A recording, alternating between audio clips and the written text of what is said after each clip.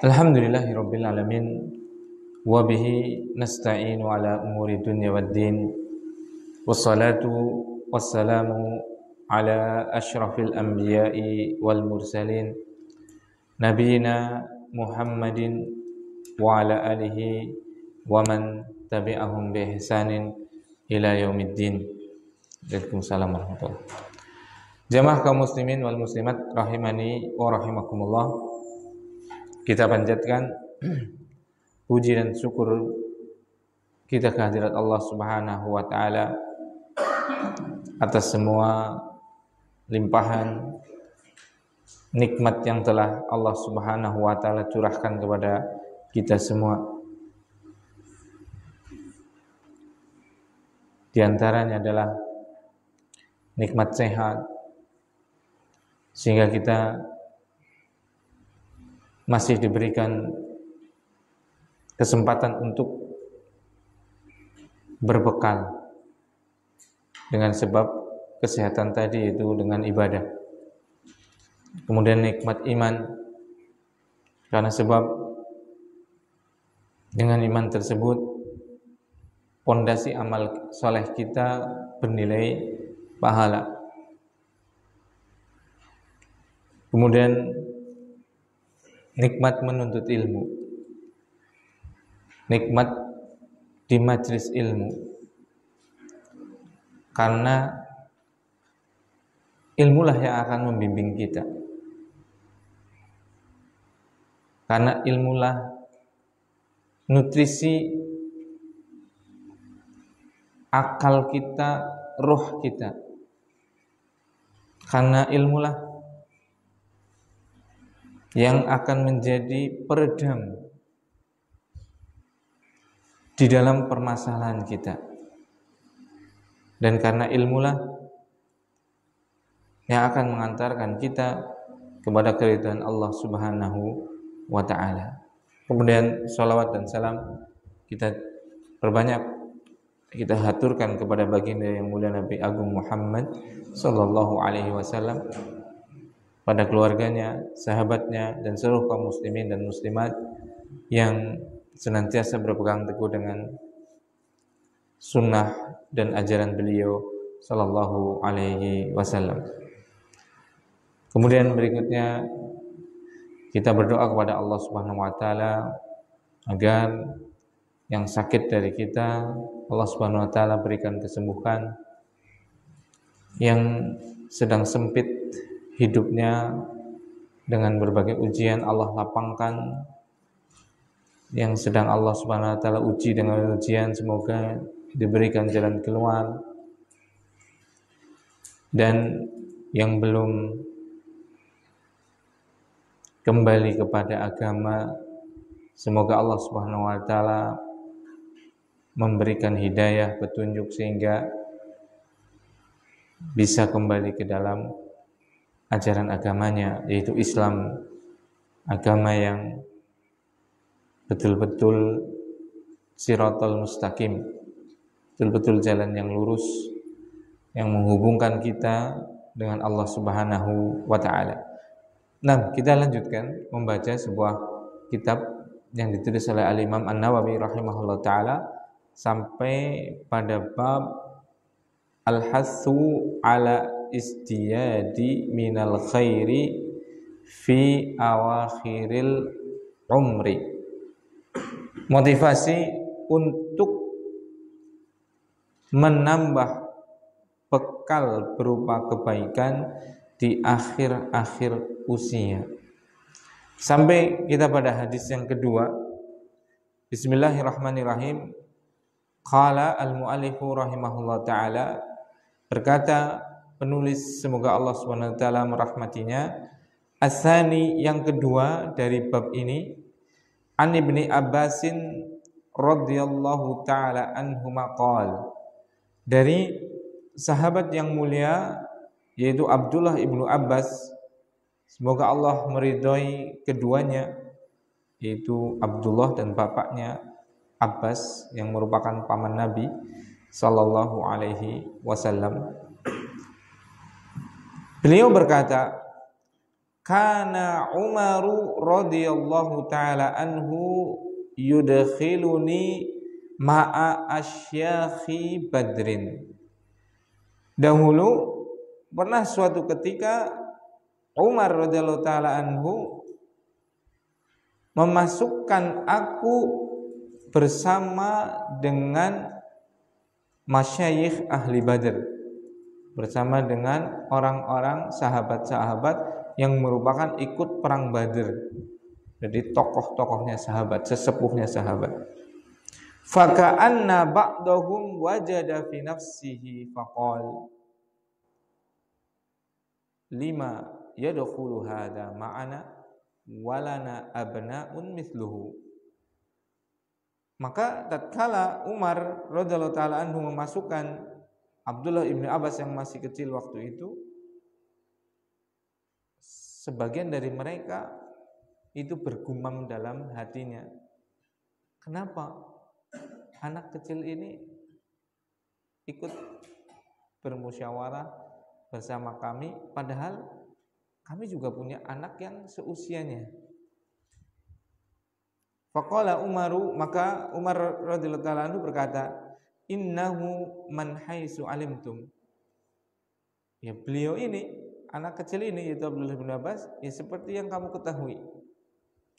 Fada'ani dzata yaumin, maka di lain hari Umar radhiyallahu ta'ala anhu memanggilku lagi, kata Abdullah bin Abbas. Fa adkhalani ma'ahum. Kemudian Umar radhiyallahu ta'ala anhu memasukkan aku bersama mereka lagi, yaitu para ahli Badar, sesepuhnya sahabat. Kemudian Abdullah bin Abbas melanjutkan, fama ra'aitu annahu da'ani yauma idin illa liuriyahum. Aku enggak mengira bahwasanya beliau, yaitu Umar radhiyallahu anhu, memasukkan aku bersama dengan sesepuh-sesepuh Badar kecuali karena Sayyidina Umar kepengin memperlihatkan kedudukanku kepada mereka. Maksudnya kedudukan keilmuannya, seperti itu. Qal, maka beliau Sayyidina Umar berkata, ma taquluna fi qoulillahi ta'ala, apa pendapat kalian? Umar bertanya kepada sesepuh ahli Badar, apa pendapat kalian tentang firman Allah Subhanahu wa taala, idza jaa nasrullahi wal fathu, yaitu pada surat An-Nasr. Idza jaa, tatkala datang, nasrullahi, pertolongan Allah kepada kalian, wal fathu, dan fathu Mekah dan jazirah Arab telah ditaklukkan untuk kalian. Faqala ba'duhum, maka sebagian daripada sesepuh ahli Badar ini berkata, umirna nahmadullaha wa nastaghfiruhu. Kami diperintahkan, berarti ayat ini berisi tentang perintah untuk memuji Allah dan memohon ampunan kepadanya, idza nasarana wa fataha alaina, karena dia telah menolong kita, memberikan pertolongan kepada kita dan memberikan kemenangan kepada kita. Wasakata ba'duhum falam yakul syai'a, dan sebagian dari sahabat sesepuh ahli Badar ini diam, tidak bilang apa, tidak berpendapat. Faqala li, maka Abdullah ibnu Abbas dia berkata, masih melanjutkan perkataannya, dia Umar berkata kepadaku, akadzalika taqulu ya ibn Abbasin, apa begitu menurut pendapatmu wahai Abdullah ibn Abbas? Faqultu la, maka aku Abdullah bin Abbas menjawab, enggak, bukan itu maksudnya. Fama taqul, kemudian Umar berkata, jadi menurutmu apa maksud ayat tadi, yaitu surat An-Nasr tadi? Qultu, maka aku berkata, huwa ajalu Rasulillahi sallallahu alaihi wasallam. Ayat itu kandungan yang tersirat padanya adalah tentang ajalnya, tentang waktu dekat wafatnya Rasulullah sallallahu alaihi wasallam. A'lamahu lahu, Karena Allah SWT telah mengajarkan, memberitahukan akan hal tersebut. Qal, dia berkata, idza jaa nasrullahi wal fath, kalau datang pertolongan Allah terhadap kalian dan juga kemenangan, pembukaan Fathul Makkah, wa dzalika alamatu ajalik, itu adalah tanda tentang dekatnya ajal engkau. Fasabbih bihamdi rabbika wastaghfir, maka bertasbihlah engkau kepada Allah, pujilah Tuhanmu dan mintalah ampun kepadanya. Innahu kana tawwaba, sungguh dia Allah Subhanahu wa taala adalah Maha yang sangat memberikan taubat. Faqala Umar radhiyallahu ta'ala anhu, maka Umar berkata, ma'a'lamu minha illa ma taqul, aku enggak paham tentang maksud ayat itu kecuali sama seperti apa yang engkau maksud. Jadi pemahamannya Umar sama dengan pemahamannya Abdullah bin Abbas. Hadis ini diriwayatkan oleh Imam Bukhari rahimahullahu taala. Nah, bismillah. Ngelak ya. Itu ada minuman yang haus itu. Nah, ini nikmatnya kita tatkala belajar. Belajar yang bersumber dari sumbernya. Belajar yang bersumber dari Al-Quran. Belajar yang bersumber dari hadis Rasulullah sallallahu alaihi wasallam. Kita mendapatkan apa? Petunjuk. Kita mendapatkan apa? Suri toladan. Sehingga kita tahu dengan makna kehidupan. Sehingga kita mendapatkan contoh suri toladan dalam kehidupan kita. Mereka para sahabat, kalau kita lihat nanti kita jelaskan, bukan saya yang jelaskannya, saya cuma membaca penjelasannya Syekh Utsaimin rahimahullah taala. Nanti bagaimana kita melihat kehidupan, ya itulah kehidupan. Yang betul-betul kehidupan yang bermanfaat, bermartabat, mulia. Adapun kehidupan kita sekarang kebanyakannya adalah kehidupan yang sendaguro, permainan, watakatsarum fil amwali wal aulad, dan berbanyak-banyak pada harta dan anak keturunan. Itu kehidupan kita kebanyakannya. Seperti itu. Makanya saya itu paling senang itu belajar ini. Kitab Riyadhus Shalihin itu betul-betul menenangkan kita, mengembalikan jalan kita ke rel yang semestinya. Yang tadinya penuh dengan hawa nafsu, yang tadinya penuh angkara murka dan yang lainnya seperti itu. Terlebih saya pribadi seperti itu, yang paling mengambil manfaat dari ini ya saya itu untuk diri saya pribadi terlebih dahulu. Itu betul-betul apa? Mendapatkan ini. Kalau enggak, jiwa kita itu penuh dengan apa? Ketamakan, angkara murka dan yang lainnya, kemarahan dan yang lainnya.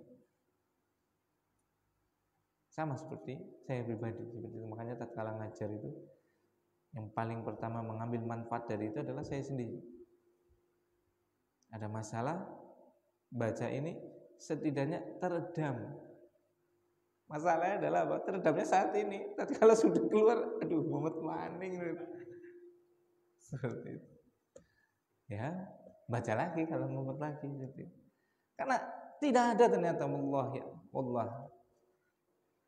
Tidak ada ternyata kalau kita resapi, tatkala kita betul-betul mempelajari agama ini dengan baik, tidak ada ujian, tidak ada bala, tidak ada musibah yang lebih besar daripada apapun kecuali kita mati dalam keadaan kekufuran. Itu ujian yang paling besar, musibah yang paling besar.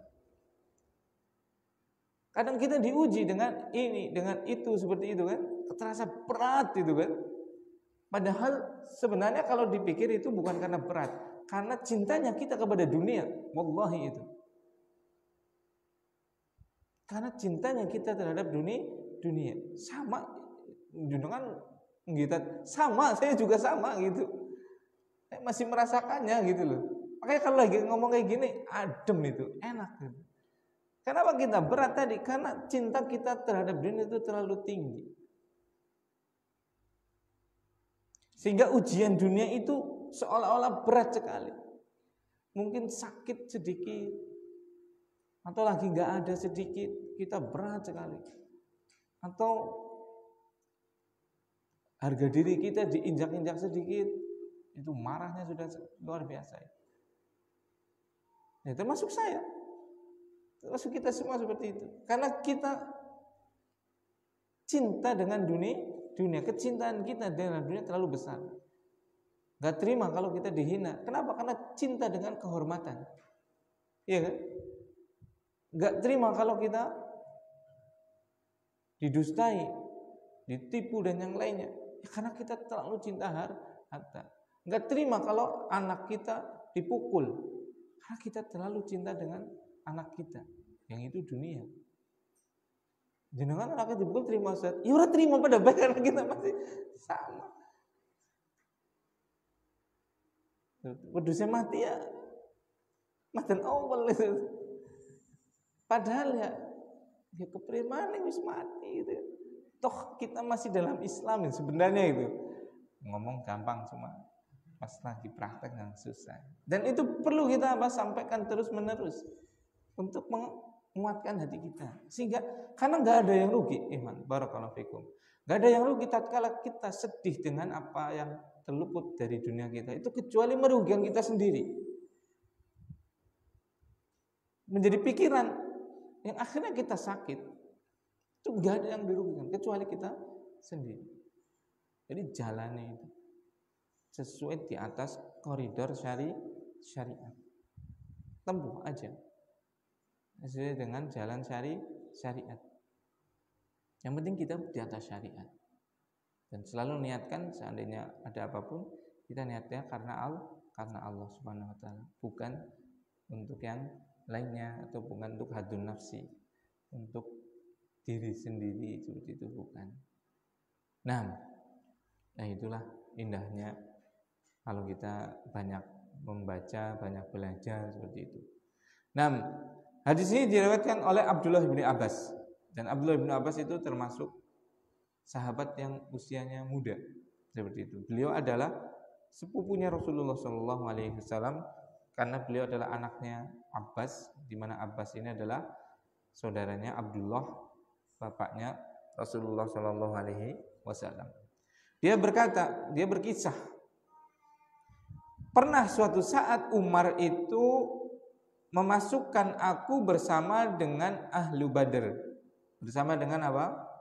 Sesepuh-sesepuh ahli Badar yang ikut perang Badar. Karena perang Badar adalah perang pertama kali yang terjadi antara kaum muslimin dengan musyrikin, seperti itu. Itu tanggal 2 tahun kedua Hijriah kalau tidak salah. Tahun 2 Hijriah. Nah, barakallahu fikum. Dari sini kita bisa mengambil pelajaran. Yang pertama, pelajaran pertama ini.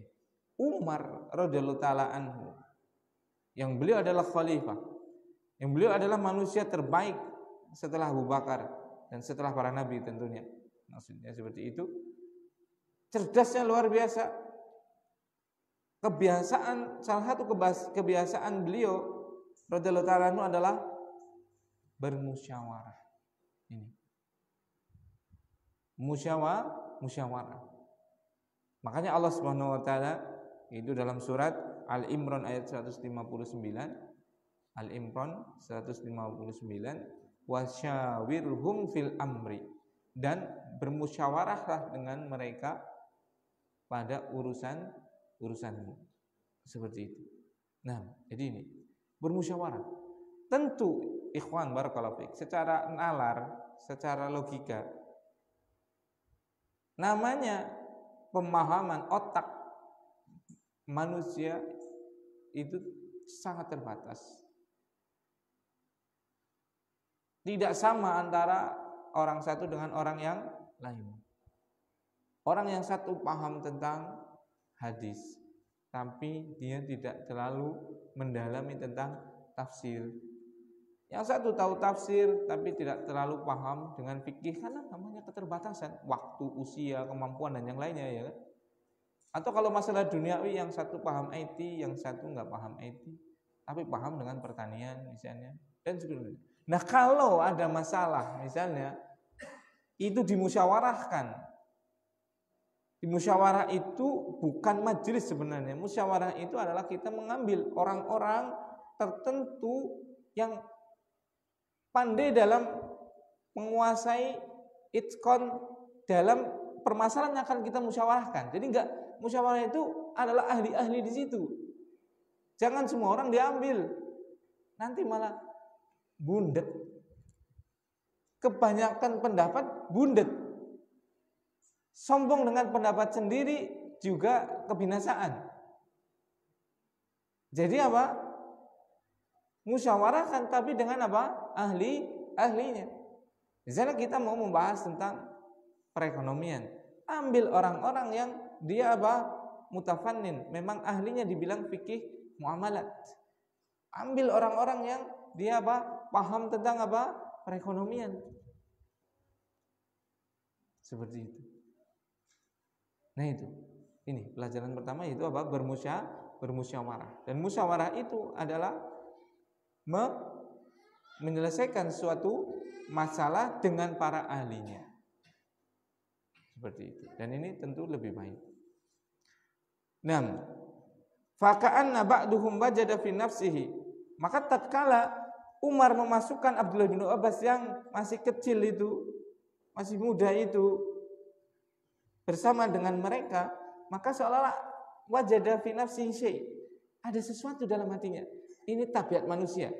Jadi dalam hati mereka itu, waduh kok bocah cilik kecil nompo dilebokna karang. Itu tabiat. Yang penting jangan sampai terlontar. Kita nggak suka dengan orang atau ada sesuatu yang mungkin hal buruk, itu manusiawi, namanya manusiawi, ya kan? Kan ini ada rasa itu. Dia bocah nom hello sama kita-kita gitu kan. Tapi jangan sampai terlontar itu seperti itu. Ya namanya manusia. Kenapa dia masuk bersama kami? Padahal kami juga punya anak-anak yang sebaya dengan dia. Itu manusiawi.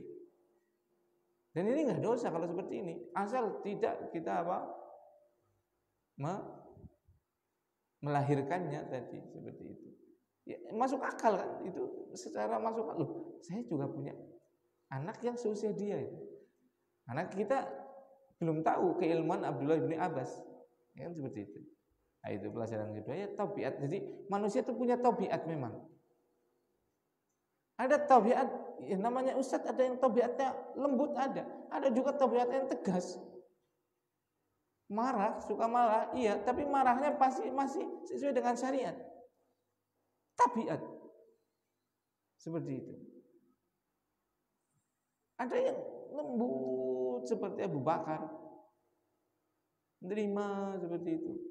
Ada yang kayak Umar, itu pelecehan itu Rasulullah, biarkan saya penggal itu lehernya.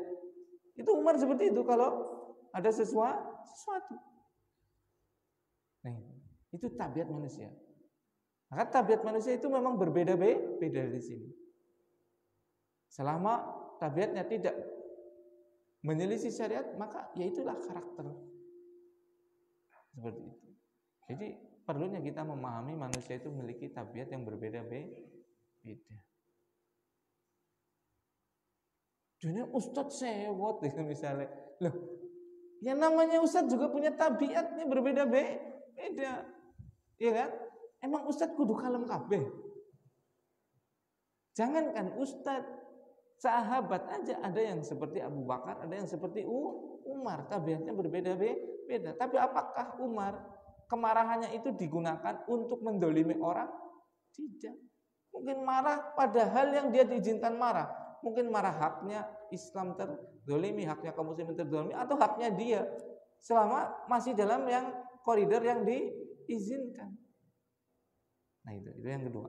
Faedah yang kedua yaitu apa? Manusia itu memiliki tabiat. 6. Maka Umar berkata, innahu man haitsu alimtum. Ya, dia itu seperti yang kamu ketahui itulah seperti itu. Makanya pada hari yang lain Sayyidina Umar itu memasukkan lagi Abdullah bin Abbas bersama dengan apa? Pembesar-pembesar Badr untuk bermusyawarah lagi. Nah, dari sini Abdullah bin Abbas mulai paham maksud daripada Umar itu memasukkan dia bersama para sesepuh ahli Badr adalah untuk apa? Liyuriyahum, untuk memberitahukan kepada mereka tentang dia itu siapa ini Abdullah bin Abbas. Pelajaran ketiga di sini. Berarti boleh kita menampakkan kedudukan seseorang, terutama adalah dalam masalah agama. Zaman sekarang itu nanti kebalik, apalagi di zaman media sosial seperti ini ya, yang ilmu itu sangat mudah dicomot seperti itu ya. Subhanallah, seperti itu. Nanti kalau orang yang betul-betul dia paham agama tapi tidak nampak dan tidak ada yang menampakkannya, nanti yang muncul adalah apa? As-sufaha, orang-orang yang safih. Safih itu di bawahnya jahil. Orang-orang dalam tanda kutip tolol itu. Yang mereka apa? Berbicara tentang agama. Dan itu memang betul sunatullah kauniyah itu. Ketetapan Allah Subhanahu wa taala yang kauniyah yang pasti terjadi di akhir zaman itu muncul ruwaibidah. Muncul orang-orang yang berbicara agama tapi dia tidak tahu sebenarnya. Sekarang coba zaman media sosial, apa yang nggak bisa untuk kita berbicara tentang segala sesuatu? Ya tidak. Tinggal ketik aja di ChatGPT. Mau apa? Kita mau tanya apa sudah? Iya, tanya apa coba? Ada di situ, bisa dijawab, ya tidak? Maka anak kadang lihat di media sosial seperti itu. Anak banyak itu belajar di mana ya? Seperti itu. Anak nggak tahu dia belajarnya di mana itu loh. Kok bisa tiba-tiba muncul terkenal dan yang lainnya seperti itu, belajarnya di mana? Dan saya tahu persis orang-orang ustadz-ustadz yang dia betul-betul belajarnya jelas, bahkan sampai pada doktoral, bahkan doktoralnya mungkin di Timur Tengah dan yang lainnya, sebagian kita nggak tahu. Kebanyakan kaum muslimin nggak tahu, karena memang orang seperti itu pasti ilmu yang dimiliki dia akan menjadikan dia tawadu. Dia justru khawatir untuk apa? Tampil, untuk tasodur, untuk membusungkan dadanya, itu khawatir. Karena apa? Dalam suatu pepatah Arab, perkataan orang Arab itu mengatakan al ilmu salah satu ashbar. Ilmu itu ada 3 jengkal. Man dakhala shibrat awal takabbara. Siapa yang baru belajar di tingkatan pertama, pasti dia akan apa? Sombong. Baru tahu fa'ala yaqulu fa'lan, itu subhanallah. Orang tuh ngaji mesti ya. Orang ngaji fa'ala yaqulu fa'lan, seperti itu. Gembelengan orang umum seperti itu. Padahal baru tahu fa'ala yaqulu fa'lan, wa maf'alan fa huwa fa'ilun, itu tasrif amsilatut tasrifiyah. Masyaallah. Aku setengah khatam kitab ini. Khatam tasrif Al-Hasan, tasrif Muftarat, aku hafal kabeh. Padahal ini sino apa? Fa'ala yaqulu fa'lan. Maka yang seperti itu pasti itu. Seperti Ibnu Padi lah. Kaki merocot itu, metegek seperti itu kan. Wa man dakhala sibrasani tawadhu. Siapa yang masuk kepada apa? Tingkatan kedua, maka dia mulai apa? Menunduk, merendahkan diri seperti itu. Karena dia mulai isi seperti ilmu padi tadi, ya kan? Tatkala awal merocot luar biasa medegek. Habis itu sikat. Barang gawe dalil. Nunggu barang gawe gini nyumbang dalil. Kumpulan RT dalil. Mancing dalil. Ngendindin dalil seperti itu. Ya boleh sih boleh, tapi ya anak gone seperti itu loh. Tapi kalau dia sudah masuk ke tingkatan kedua, dia belajar terus. Nanti dia menjadi tawadhu, orang yang rendah hati. Makanya musibah ini. Musibah bagi orang yang ngaji kemudian dia nggak mau ngaji lagi. Itu petaka itu. Asli petaka itu. Karena dia akan apa? Terkungkung di atas apa? Kesombongannya. Itu. Dia sudah tahu dan nggak mungkin nggak tahu lagi, namanya udah tahu, ya kan? Masalahnya tahu di tingkatan pertama itu akibatnya adalah apa? Makanya harus dia belajar lagi. Itu kenapa kita sering sekali dapat pertanyaan ketika kajian, Ustaz, dulu awal saya hijrah, saya mudah menangis. Saya mudah ini dan itu, tapi kok sekarang saya sudah lama sekali nggak menangis. Kenapa? Karena sudah mulai ada benih-benih apa? Kesombongan. Saya hijrah, saya kenal dakwah tahun 90-an. Gini hurungannya sing jenggoten, aku wis jenggoten wis cingkrangan, seperti itu misalnya. Itu obatnya apa? Satu, belajar terus. Nggak belajar terus sudah dia terkungkung dalam kesombongan dan akhirnya bisa hancur, dia sendiri yang hancur. Kita melihat teman-teman yang awal-awal dia kenal dakwah tapi tidak melanjutkan untuk belajar, akhirnya apa? Hancur. Bahkan yang hancur dirinya. Makanya itu ngaji terus. Kalau tidak, kita yang binasa. Karena kesombongan itu tidak menghancurkan kepada siapapun kecuali dirinya sendiri. Itu pasti sudah. Masuk belajar terus sehingga sampai kepada apa? Yang kedua, tingkatan yang kedua, yaitu rendah hati. Wa man dakhala sibras sali alima annahu la ya'lamu syai'. Kalau masuk ke dalam tingkatan yang ketiga, dia sudah tawadhu, masih terus belajar, maka sampai pada tingkatan di mana dia merasa tidak tahu apa-apa. Karena ilmu itu terlalu luas. Ya Allah, ternyata saya baru belajar fa'ala ya padahal di situ ada ilmu ilat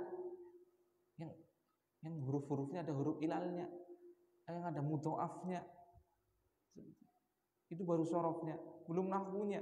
Nahwu baru tamat, matan al-jurumiyah aja sudah gembelengan banget seperti itu loh. Padahal syarahnya itu berpuluh-puluh kitab syarah dari apa? Muqaddimah al-ajurumiyah. Di tingkatannya ada lagi, di atasnya ada lagi. Subhanallah. Masih begitu banyak kitab-kitab nahwu. Ternyata setelah tahu betapa kitab nahwu itu banyak sekali dan dia paham, kalau seandainya saya baca kitab nahwu yang dari awal sampai yang besar para ulama, ternyata saya yakin usia saya itu sudah habis, saya belum menghatamkan seluruh kitab nahwu. Itu baru nahwu.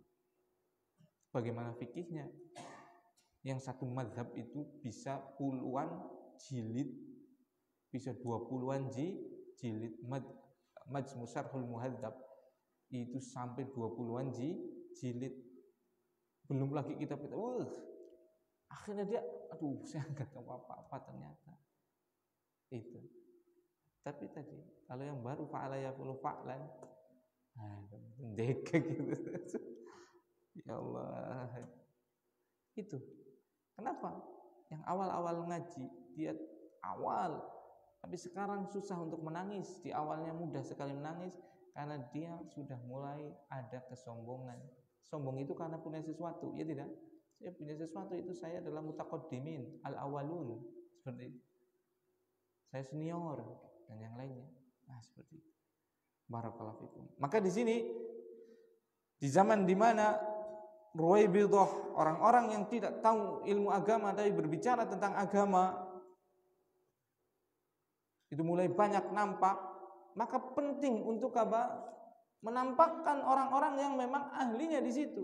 Ini zamannya Sayyidina Umar. Ini zamannya sahabat saja. Umar radhiyallahu ta'ala menampakkan keilmuan si anak kecil Abdullah bin Abbas ini kepada sesepuh-sesepuh belajar. Bagaimana zaman sekarang? Karena orang-orang berilmu tadi, dia akan tawadhu, bahkan dia akan merendahkan diri seperti itu. Bukan merendahkan diri, merendahkan hati seperti itu. Rendah diri nggak boleh ya, itu termasuk hal yang tercela. Kalau merendahkan hati adalah sifat yang sangat terpuji. Itu pelajaran yang ketiga.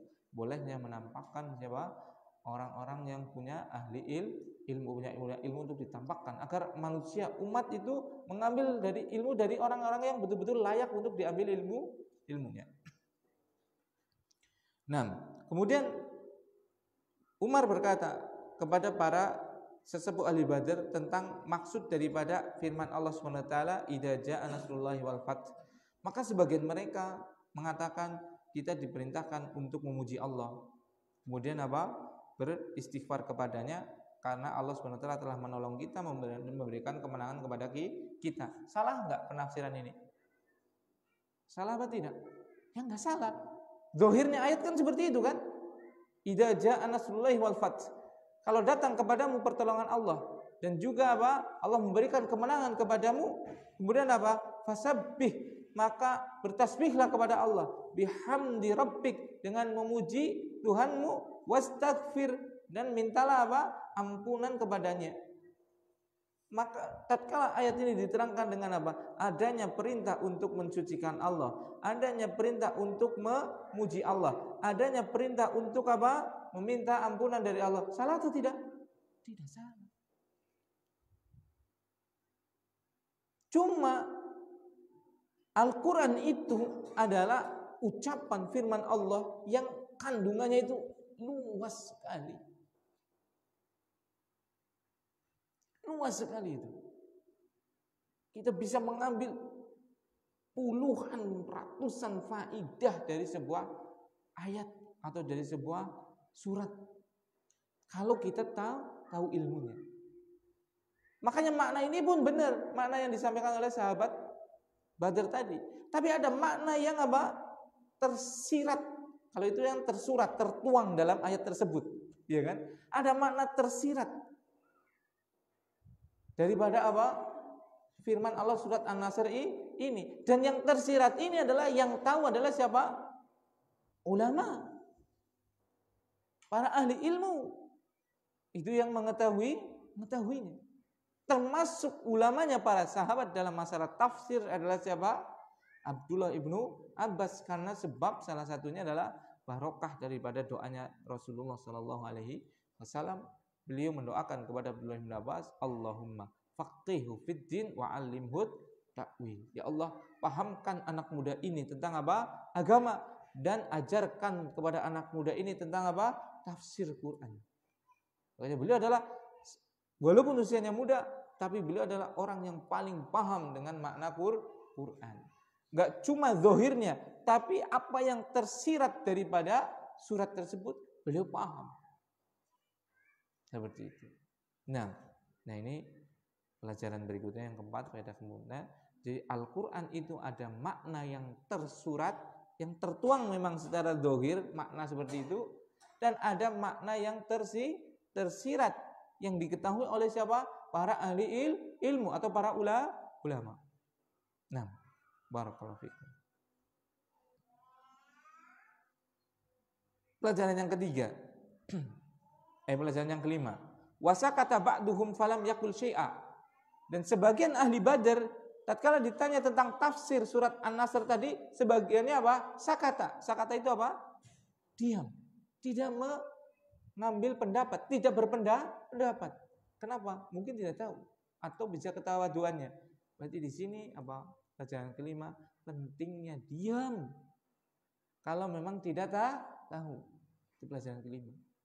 Jadi jangan kita berbicara pada perkara yang kita tidak tahu ilmunya. Pelajaran keenam, salah satunya dari ini, rendah hati. Jadi kalau bisa jadi ini tuh diam karena tadi sudah ada yang berpendapat kok. Ya kan? Sebagian yang lain kan sudah berbicara tadi. Makna ini adalah perintah untuk apa? Bertasbih, bertahmid, minta ampun kepada Allah dan yang lainnya. Ya tidak? Maka kalau sudah ada yang berpendapat, saya sudah diam. Cari aman. Kita itu harus cari aman. Dalam hidup itu harus cari aman itu. Maksudnya cari aman apa? Keselamatan kita di akhirat kita itu paling penting. Jangan sampai kita mengucapkan, membahas suatu masalah agama yang kita tidak tahu ilmunya, sehingga dengan apa? Pembahasan itu kita masuk ke dalam neraka jahanam. Naudzubillah. Karena apa? Berbicara tentang agama, tentang syariat tanpa ilmu. Rasulullah SAW bersabda, "Man kadzdzaba alayya muta'ammidan falyatabawwa maq'adahu minan nar." siapa saja yang berdusta kepadaku, berdusta atas namaku, yaitu atas nama agama, baik dia menjelaskan hadis, baik dia menjelaskan Al-Quran, tapi itu tidak pernah dari Rasulullah SAW, berarti dia dusta itu. Falyatabawa maq'adahu minan nar, ambil satu bangku di neraka, ambil satu kursi di neraka. Inilah pelajaran yang keenam. Para sahabat, kalau sudah ada yang berpendapat, ya sudah ada kok yang mewakili, ya kita diam. Seperti itu. Cari selamat, cari aman. Kecuali diam semua, nggak boleh kita menyembunyikan ilmu. Kita harus menyampaikan. Ini sudah ada yang berpendapat. Ya sudah.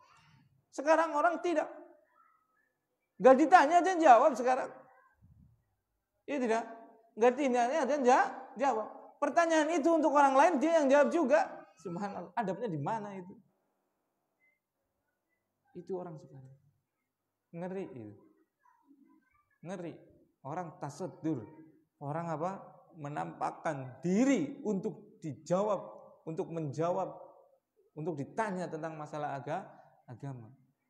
Subhanallah. Sehingga semua itu dijawab.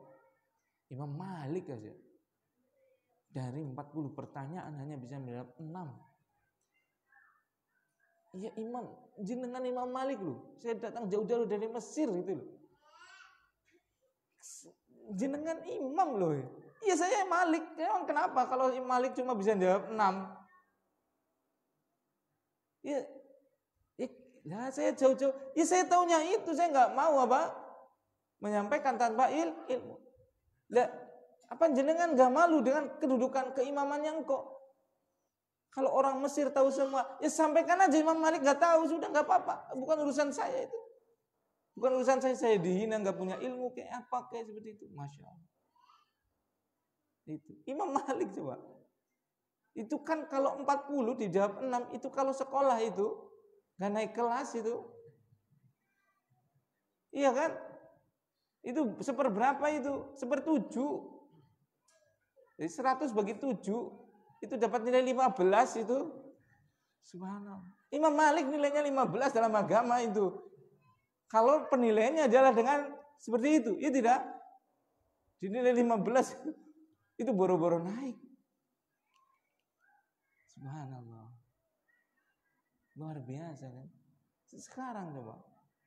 Orang ditanya enggak, jawab. Tanya enggak, jawab. Seperti itu.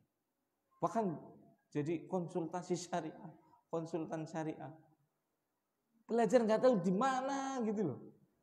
Lulusan Madinah bukan, lulusan Libya bukan, lulusan STDI bukan, lulus di mana, dari mana? Ternyata modal ChatGPT. Antum tanya ChatGPT, itu jadi mufti ya. Mufti am itu antum. Emang nggak ada yang nggak dijawab sama GPT. Coba antum tanya aja. Rukun sholat ada berapa? Keluar itu, pasti itu. Iya tidak? Rukun wudhu ada berapa? Keluar. Wajiban sholat ada berapa? Keluar. Rukun Islam ada berapa? Keluar. Antum tulis soal faraid yang paling susah, keluar jawabannya itu. Mufti dadakan itu jadinya. Subhanallah. Ini para sahabat radhiyallahu taala anhum memilih diam untuk tawadu, untuk kehati-hatian seperti itu. Nah, makanya ini belajar dengan sahabat, belajar agama dengan pemahaman yang benar seperti itu. Nah, faqal, kemudian Umar berkata kepadaku, apa demikian pendapat engkau wahai Abdullah bin Abbas? Enggak. Terus Umar berkata, lalu bagaimana? Itu adalah tanda dari batas usia wafatnya Rasulullah Sallallahu Alaihi Wasallam. Nah itu makna yang tersirat dari hal tersebut. Kenapa dia tahu? Karena Allah Subhanahu Wa Taala telah mengajarkan kepada Rasul tentang tafsir tersebut, dan Abdullah bin Abbas belajar kepada Rasul tentang tafsir surat tersebut. Ilmu itu adalah dengan apa? Sanad. Bukan dengan qol wa qila wa qal. Dengan katanya jerene seperti itu. Bukan. Seperti itu. Ini. Jadi pelajaran yang berikutnya, yang ketujuh adalah apa? Ilmu itu adalah dengan periwayatan, bukan dengan asal berpendapat. Ini buktinya a'lamahu lahu. Dia Allah SWT telah mengajarkan tentang ayat tadi, tentang surat tadi kepada dia, kepada Nabi Shallallahu Alaihi Wasallam. Seperti itu. Dan Abdullah bin Abbas belajar kepada Nabi. Maka ini ilmu itu adalah dengan periwayatan, bukan asal bicara, bukan asal bunyi. Seperti itu. Dia berkata, idza jaa nasrullahi wal fath. Kalau telah datang pertolongan Allah dan kemenangan, maka itulah alamat daripada ajalmu. Jadi segala sesuatu itu memiliki puncak, dan setelah di puncak pasti adalah penurunan. Kecuali Allah SWT, maka selalu di atas puncak, di atas kemuliaan, di atas kesempurnaan, yang tidak pernah ada aibnya, tidak ada pernah turunnya. Namun manusia itu dan seluruh makhluk itu ada puncak dan ada batasnya. Dahulu kita semua lahir dalam keadaan tidak punya gigi, iya kan? Kemudian tumbuh gigi kita, gigi susu. Tumbuh hilang gigi susu, berganti dengan gigi yang asli, gigi permanen, sempurna sampai 32. Sekarang sudah tinggal berapa ini? Ini copot. Nah, setelah kesempurnaan bagi makhluk itu tidak akan terus-menerus sempurna. Nah, itu pasti akan mulai apa? Menurun adanya. Kecuali Allah SWT, kesempurnaan itu dari awal sampai akhir tidak akan berubah sedikit pun. Makanya itu sebenarnya pengeling buat kita. Ini itu ayat ini mengingatkan pada kita. Kalau kita sudah ada pada puncaknya, apapun itu pasti kita tinggal nurun. Kalau kita sudah dalam puncak kesehatan, pasti tinggal merasakan namanya sakit. Kalau kita sudah puncaknya kekuatan, tinggal pasti kita akan melemah. Dan akhirnya kita bersama dengan lemah. Dengan tanah. Lemah kan bahasa Jawanya tanah. Kan seperti itu. Makanya jangan sombong, jangan berbuat maksiat terus. Sampai kapan? Tubuhmu sudah mengingatkan kepadamu sendiri, ya tidak? Gigimu sudah mengingatkan pada dirimu. Saya sudah di puncak, sekarang sudah hilang, tidak bisa untuk dikembalikan. Matamu sudah mengingatkan padamu. Dulu melihat dengan jelas, sekarang tidak bisa kecuali dengan kacamata, ya tidak? Telingamu sudah mengingatkan kepadamu. Dulu mendengar dengan mudah, sekarang kudu dibengak-bengak. Rambutmu, kulitmu, semuanya mengingatkan kepada dirimu bahwasanya apa? Engkau akan kembali pada kematian. Makanya berhenti dari maksiat. Terpaksa Ustaz, aku nglomboni kok. Wong premaning, ya ngono. Aing nglomboni mati gelem. Seperti itu. Makanya perhatikan. Kembali kepada syariat, belajar itu. Nanti akan mengingatkan kita, mengikat kita. Ngerem hawa nafsu. Kalau tidak ya terjadi apa yang terjadi. Nah, jika datang pertolongan Allah kepadamu dan Allah telah memberikan kemenangan kepadamu, maka ini adalah tanda apa? Wafatnya Rasul. Karena kalau sudah sempurna, sudah ditolong, agamanya sudah dimenangkan, sudah apalagi tugasnya Rasul ngapain? Tidak ada. Kalau sudah nggak ada ngapain? Sudah selesai ngapain? Ya dipendet. Seperti itu. Fasabbih bihamdi rabbika wastaghfir. Maka pujilah, tasbihlah Allah, sucikanlah Allah. Sucikan Allah dari aib. Jadi pujian yang sempurna adalah dengan dua, yaitu dengan tasbih dan tahmid. Karena tasbih itu adalah tanzih, mensucikan Allah Subhanahu wa taala dari seluruh uyub, dari seluruh aib, dari seluruh kekurangan. Dan tahmid memuji adalah apa? Penetapan akan kesempurnaan Allah. Maka inilah pujian terbaik, harus ada apa? Tasbih wa tahmid. Harus ada apa? Pensucian Allah Subhanahu wa taala dari segala apa? Aib. Dan harus ada apa? Penetapan seluruh pujian hanya milik Allah. Karena apa? Menetapkan pujian tanpa mensucikan itu sebenarnya belum sempurna, ya tidak? Mensucikan tanpa menetapkan pujian, ya tidak sempurna. Wastaghfir, dan mintalah ampun padanya. Istuwa deling arep mati aja mikirna sing ora-ora wis gari mikirna kepriwe nyong mati dalam keadaan ketaatan. Naudzubillah, wis mulai tua isi gelem main, isi gelem judi, isi gelem zina, isi gelem mabok, isi gelem korupsi, isi gelem mati dalam keadaan seperti itu. Siapa yang punya jaminan kita hidup sampai umur sekian dan sekian? Ya tidak? Hanya itu. Istighfar. Kembali kepada Allah Subhanahu wa taala. Innahu kana tawwaba. Sungguh dia Allah adalah tawwab. Tawwab itu adalah termasuk, kalau bahasa Arab itu termasuk sighah mubalaghah. Bentuk untuk hiperbola. Artinya itu sangat memberi taubat. Luar biasa. Jadi kita semua pendosa, pasti itu. Jangan minder kalau kita punya dosa yang besar. Kenapa? Allah itu bukan taib, tapi tawwab, yang maha penerima taubat. Tapi harus jujur taubatnya. Jujur taubatnya pasti diterima. Itu pasti, tidak mungkin tidak.